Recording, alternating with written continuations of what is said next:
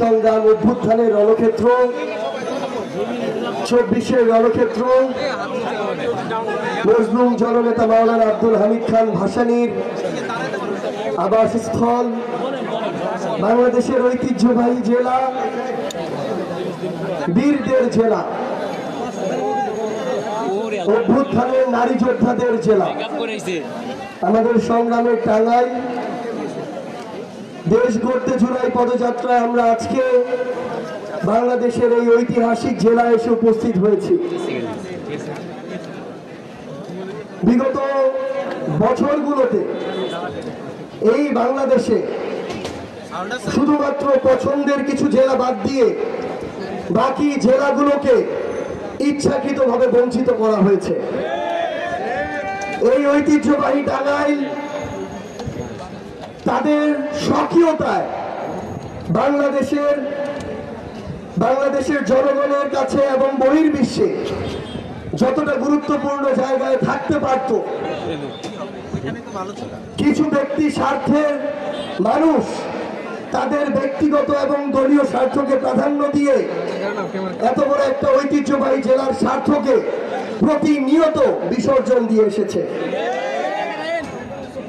শুধু বাংলাদেশ নয়, দেশের বাইরেও এই টাঙ্গাইলের ঐতিহ্যবাহী তাঁত শিল্পের কথা কার না জানা, কিন্তু শুধুমাত্র প্রয়োজনীয় পৃষ্ঠপোষকতার অভাবে টাঙ্গাইলের এই তাঁত শিল্পকে ধীরে ধীরে ধ্বংসের দিকে নিয়ে যাওয়া হয়েছে। এই বাংলাদেশে প্রত্যেকটি জায়গায় শুধুমাত্র একজন নেতাকে কেন্দ্র করে, শুধুমাত্র শেখ মুজিবুর রহমানকে কেন্দ্র করে বাংলাদেশের ইতিহাসকে ঘূর্ণায়মান করা হয়েছে। অথচ যাদেরকে দেখে তারা রাজনীতিবিদ হওয়ার স্বপ্ন দেখত, সেই শেরে বাংলা, হোসেন শহীদ সোহরাওয়ার্দী, মাওলানা আব্দুল হামিদ খান ভাসানীর মতো ব্যক্তিদেরকে ইতিহাসের একটি কোণে নিয়ে যাওয়া হয়েছে। কিন্তু যতই অপচেষ্টা করা হোক না কেন, এই মাওলানার মতো ব্যক্তিদেরকে, আমাদের এই লাল মাওলানার মতো ব্যক্তিদেরকে ইতিহাসের কোণে নেওয়া সম্ভব নয়। আমরা দেখেছি এই টাঙ্গাইলের উন্নয়নের অনেক গল্প দেওয়া হয়েছে, কিন্তু আমার এই টাঙ্গাইলের ঐতিহ্যবাহী হল, এই যে ভাসানী হল, যেই হলকে কেন্দ্র করে হয়তো আমার এই মজলুম ভাসানীর নাম বাংলাদেশের কোনায় কোনায় ছড়িয়ে পড়তে পারত, সেই হলকে মাদকাসক্তদের একটা আস্তানা বানানো হয়েছে। এভাবে শুধুমাত্র একজন ব্যক্তির ব্যক্তি পূজা করে ইতিহাসের অন্যান্য সকল গুরুত্বপূর্ণ অংশকে বিলুপ্ত করার সকল অপচেষ্টা চালানো হয়েছে। এই টাঙ্গাইলের একপাশে যমুনা, আমরা দেখেছি বিগত বছরগুলোতে বাংলাদেশের নির্দিষ্ট কিছু জেলা এবং অঞ্চলে হাজার হাজার কোটি টাকার বরাদ্দ দিয়েছে, কিন্তু এই যমুনা পাড়ের টাঙ্গাইলের মানুষের জন্য হাজার কোটি টাকার কোনো বরাদ্দ আসেনি। বরং যেটুকু এসেছে সেটুকুর অর্ধেকের বেশিও তাদের নেতা কর্মীরা লুটপাট করে খেয়েছে। আমরা আগামীর বাংলাদেশে স্পষ্ট করে একটা জিনিস বলতে চাই, আমরা প্রশাসনকে, আইন শৃঙ্খলা রক্ষাকারী বাহিনীকে একটা জিনিস স্পষ্ট করে বলতে চাই, আমরা 24 পরবর্তী বাংলাদেশে এই বাংলাদেশের প্রশাসনকে, পুলিশকে, অন্যান্য বাহিনীকে বাংলাদেশের জন্য দেখতে চাই, বাংলাদেশের মানুষের জন্য দেখতে চাই। আমরা কোন দল, ব্যক্তি, গোষ্ঠীর জন্য আর প্রশাসনকে ব্যবহার হতে দেখতে চাই না।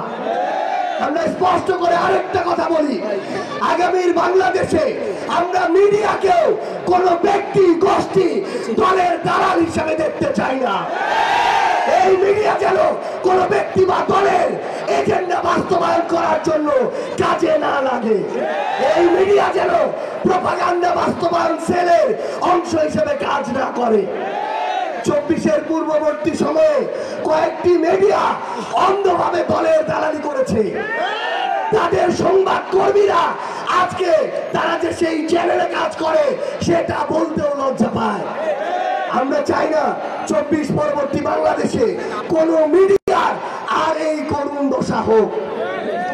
আমার এই সংগ্রামী টাঙ্গাইলে আমরা আমাদের ভাই মারুফকে হারিয়েছি, কিন্তু এই টাঙ্গাইলে শহীদ মারুফ হত্যার যে বিচার, সেই বিচারের জন্য প্রশাসনের পক্ষ থেকে আসামি ধরার যে তৎপরতা, সেই তৎপরতা আমরা লক্ষ্য করিনি।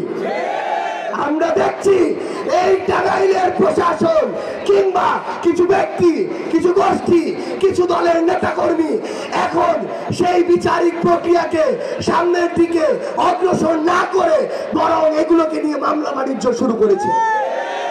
আমরা চিনে রাখছি কারা এই মামলা বাণিজ্যগুলো করছে। ওই 5ই আগস্টের সময়, ওই অভ্যুত্থানকালীন সময়ে হয়তো খুনি হাসিনা ভয় পেয়ে খুব অল্প সময়ের মধ্যে পালিয়ে গিয়েছে। হয়তো তখন সিদ্ধান্তগুলো দ্রুত গতিতে নেওয়ার কারণে কিছু কিছু সিদ্ধান্তের সীমাবদ্ধতা ছিল, কিন্তু এখন আমরা প্রত্যেকটা স্টেপ পর্যবেক্ষণ করছি। কোন মিডিয়া কার হয়ে কাজ করছে, কোন প্রশাসন জনগণের উদ্দেশ্য সার্ভ না করে ব্যক্তি বা দলীয় বা গোষ্ঠীর উদ্দেশ্য সার্ভ করছে, আমরা এর প্রত্যেকটা বিষয় পর্যবেক্ষণ করছি। আমরা স্পষ্ট করে আপনাদেরকে বলতে চাই, এই টাঙ্গাইলে, এই বীরের টাঙ্গাইল, রণক্ষেত্রের যোদ্ধাদের টাঙ্গাইল, এখানে আমরা আর চাঁদাবাজি দেখতে চাই না। আমাদের কাছে চাঁদাবাজির একটাই পরিচয়, সেটা হচ্ছে সে চাঁদাবাজ। কোন ধরনের দলীয়, ব্যক্তিগত, অন্য কোন প্রভাবের প্রোটেকশন দিয়ে এই বাংলাদেশে আর চাঁদাবাজদের রক্ষা করা যাবে না। কেউ যদি চাঁদাবাজদের প্রোটেকশন দেওয়ার চেষ্টা করে তাহলে সেও চাঁদাবাজের, চাঁদার ভাগীদার হিসেবে বিবেচিত হবে। সংগ্রামের টাঙ্গাইল, বিপ্লবের টাঙ্গাইল, ঐতিহ্যবাহী টাঙ্গাইল, আপনাদেরকে অনুরোধ করব, আগামীর যে প্রত্যাশিত বাংলাদেশ, এই বাংলাদেশ যদি আমরা প্রত্যাশা করি, আমাদের নিজেদের দায়িত্বটুকু পালন করতে হবে। খারাপকে খারাপ বলার সাহস থাকতে হবে, ভালোকে ভালো বলার মতো গাছ থাকতে হবে। আমরা যদি এটা করতে পারি তাহলে আর কোন চোর, বাটপার, যারা সিন্ডিকেট চালায়, মাদকের ব্যবসা করে, দুর্নীতি করে, চাঁদাবাজি করে, তারা আর আপনাদের, আমাদের মাথার উপরে উঠে আসতে পারবে না। তাদেরকে মাথা থেকে মাটিতে ছুঁড়ে ফেলতে হবে। আপনাদের সাথে আমাদের আবারও দেখা হবে লড়াইয়ের রাজপথে অথবা বিজয়ে। ইনকিলাব জিন্দাবাদ, জাতীয় নাগরিক পার্টি এনসিপি জিন্দাবাদ, টাঙ্গাইল জিন্দাবাদ।